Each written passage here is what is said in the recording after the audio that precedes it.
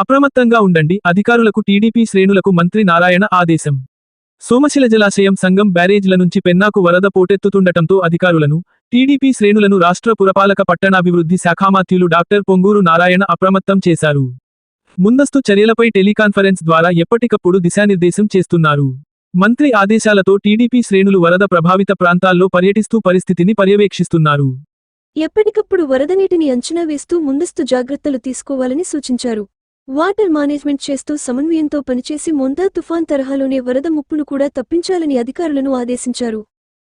దీని కారణంగా ఎప్పటికప్పుడు నారాయణ సార్ మానిటర్ చేస్తూ ఎక్కడైతే లోతట్టు ప్రాంతాల్లో ప్రజలు ఉన్నారో వాళ్ళందరినీ కూడా ఇటువంటి పునర్వాస కేంద్రాలకి తరలించడం, అక్కడికి వాళ్ళకి కావాల్సిన అవసరాలను ఏర్పాటు చేయడం కోసం ఎప్పటికప్పుడు అధికారులతో, ముఖ్యంగా ప్రజాప్రతినిధులు బూత్ లెవెల్లో బూత్లో ఉన్న వాళ్ళందరూ కూడా వెళ్ళి వాళ్ళని పలకరించి వాళ్ళని తీసుకొచ్చి ఈ రీహాబిలిటేషన్ సెంటర్స్కి చేర్చడం జరిగింది.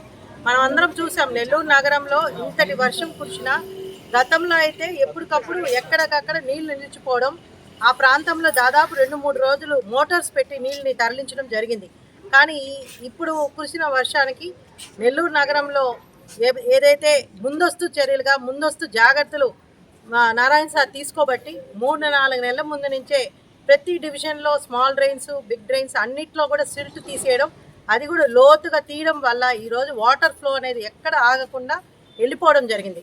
1-2 ప్రాంతాల్లో కొద్దిగా ఆగినా వాటిని అప్పటికప్పుడే మోటార్స్ పెట్టి రిమూవ్ చేయడం జరిగింది.